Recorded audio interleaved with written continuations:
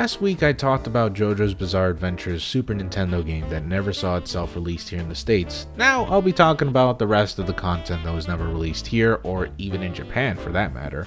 Side note, I won't be talking about the mobile games that were unreleased because I feel like literally every IP ever made in Japan has had some sort of Japanese mobile game. Unreleased JoJo mobile games or exclusive Japanese JoJo mobile games don't really seem too special because literally everyone has done it. I mean, hell, even No More Heroes has Japanese exclusive mobile games. I mean, come on, really. Maybe we'll just do a compilation of mobile games never released here before, but for now, let's talk about some JoJo stuff, starting with the JoJo movie that Araki supposedly hated. Yes, there was a JoJo's Bizarre Adventure movie that never even saw home releases, animated by Studio APPP. Jesus, why so many P's? The same guys behind the Stardust Crusader OVA. The film was released in theaters on the 25th anniversary of Hirohiko Araki's career as a mangaka. The movie differed greatly from the manga, and one of the more controversial changes was the omission of Speedwagon. Yeah, he's not in the film, like, at all, even though he was pretty important in the first well, whatever. But here's the real kicker. Apparently, a comedy duo known as Speedwagon were in the film, but they didn't play as Speedwagon. They played as Dario Brando and Wang Chen. That's a goddamn kick to the face. The powers of Heyman were also barely explained. Dio's motives were made unclear. A lot of plot points don't really make sense because the filmmakers just didn't explain exactly why they should make sense. It was just a mess. This made the entirety of the movie just confusing for audiences, infuriating for fans, and allegedly hated by Araki. Overall, it was received poorly and is often thought as the reason why it was never released outside of theaters. Of course, the most popular theory is that Araki doesn't want anyone to watch the film as he reportedly loathed the film itself, but I couldn't really find any evidence of him saying that he hated it. In fact, I get mixed reports of people saying that he both hated it and people saying that he enjoyed it. So the true reason why it was unreleased is still unknown. Right now, you can find parts of the movie on YouTube, and some fans have been able to reconstruct the film as best as they could to match up with the original, well, what they think the original might have looked like, while also adding sound effects to match up with the scenery. But don't expect any sort of cohesive dialogue or anything like that, because this is not the original film, this is not the original animation, and it's also not the original sound, so they're just ad-libbing with what they think is happening. This is still considered a lost film overall. The parts that were reconstructed are publicly available through APPP, but the dialogue and the audio is, like I said, still missing. The film could potentially be lost forever, and we may never be able to find the true film. One thing that is fortunate, however, is the tie-in video game that this movie had. That video game, of course, being JoJo's Bizarre Adventure Phantom Blood for the PS2. Released in 2006, allegedly this intro to the game was also the opening scene to the movie, and both products were released to coincide with JoJo's 20th anniversary. Now, it's hard to say whether or not people like this game in comparison to the universally disliked movie, but judging by the game footage and the fact that the game is just a beat 'em up, it's probably safe to assume it wasn't terribly good.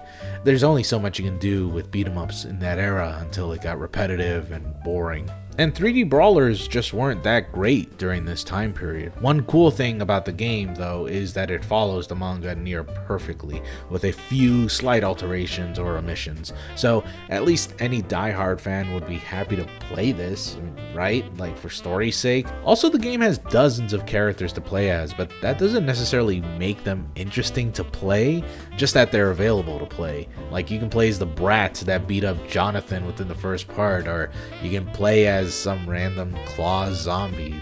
It's not really terribly interesting, but if you want to, you can play as them, you know?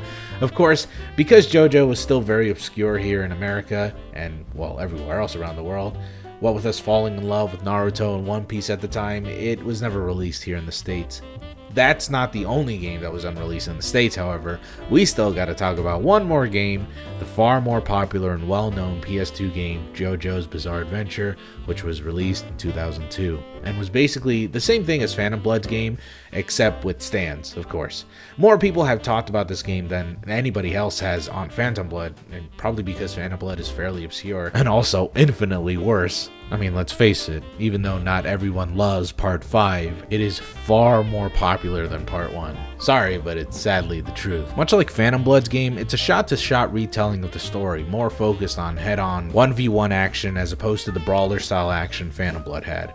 The game also spiced things up with puzzle sequences here and there, and this game also has, like I said, stands, which make the fights far more interesting as it makes the battles less about how hard you can punch a character or how long you can beat them up for, but rather how to avoid their hazards or how to adapt to their stand abilities, which is cool, especially when you're fighting someone like Formaggio and his stand Little Feet, which turns Narantia smaller just like in the manga. There's also this dynamic little thing called the secret factors, which is based off of the manga's battles. Basically, they're just side objectives or interactive elements that help the players during the fights. Think of them as like a cinematic way to defeat enemies or weaken enemies, and this sort of feature was like kind of seen in the SNES game with JOJO's Stardust Crusaders. You know, where you can initiate a move where you do the tactics move and you think about a way to beat them and then you do a critical. It's basically like that, except more cinematic. The visuals were also highly praised and loved by pretty much everyone, although it could be a bit nitpicky for me to say this, but the voice of Giorno is horrible. It's just a bad match. あんたはいい人だからな。